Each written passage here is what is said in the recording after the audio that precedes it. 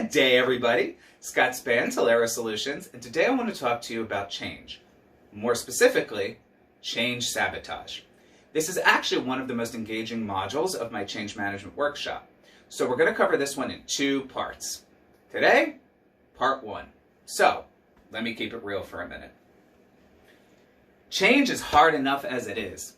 We all know that. So don't make it any harder by engaging in behaviors of change sabotage. Some hard truths.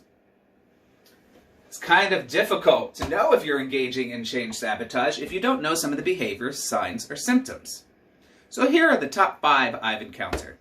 Neglecting to build and nurture relationships.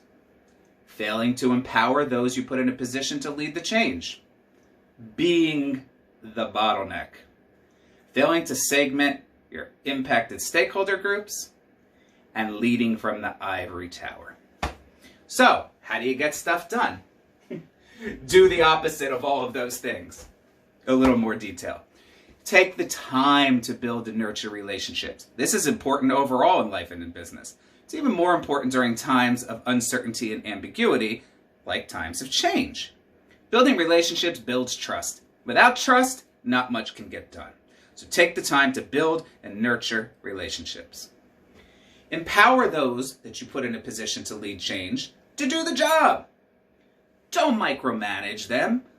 Give them the skills, the training, make sure they have the ability, and then get out of the way and let them do their thing, unless you're asked for support and engagement from them. Next up, don't be the bottleneck. This one actually kind of goes to the one before it about empowering people and getting out of the way. Often leaders, as unfortunate as it may be, don't always have the time to be able to successfully lead and manage change. Got a lot on their plate. Got a lot going on. Don't always have the time for the ongoing commitment and communication that's required. And that's understandable to an extent. But when a fire pops up, you don't all of a sudden, whoa, and stop the change dead in its tracks so that you can either micromanage or put out the fire. Reach out to those who are managing and leading the change. They may have information that can help you resolve any particular issues promptly and effectively, or steer you in the right direction. But don't stop the change dead in its tracks and be a bottleneck because all of a sudden something pops up that you may not have been aware of.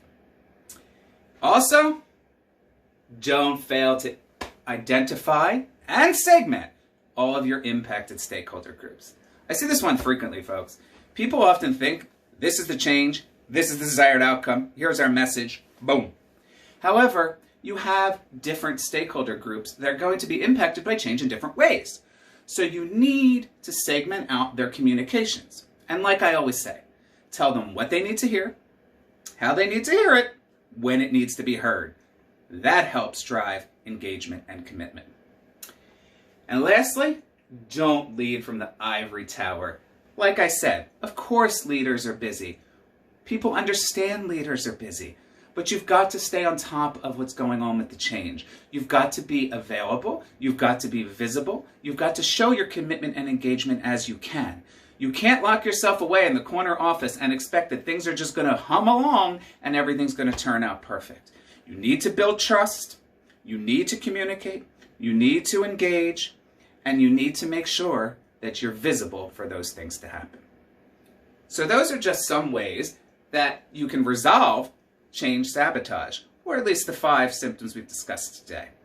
I look forward to discussing further with you another 5 ways that change can often be sabotaged in part 2.